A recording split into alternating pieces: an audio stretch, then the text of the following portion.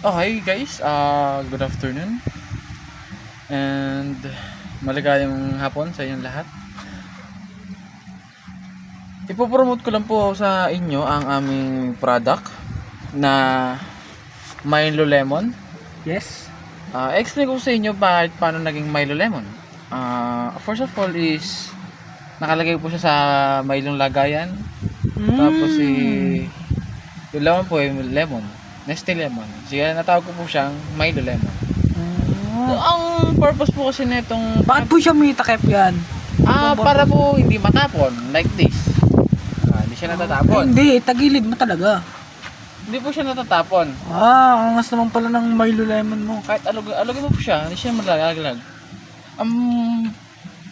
Difficult lang po dito hindi siya nabubuksan. Kapag tulo. Sa taas. Ganito po siya kasarap.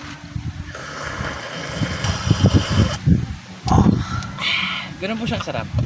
Ano po lasa niya? Lasa po siyang gatas na may Milo na may Lesty. Hindi po siya magsarap. Siya na po kayo. Tulok ka na diyan.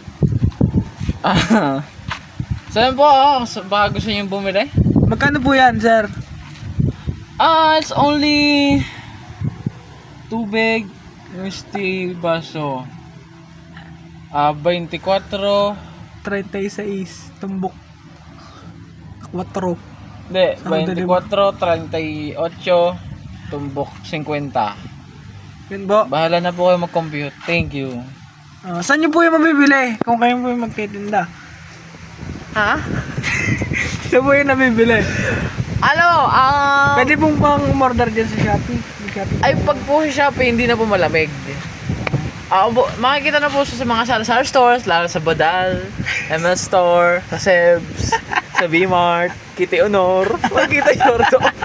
Thank you.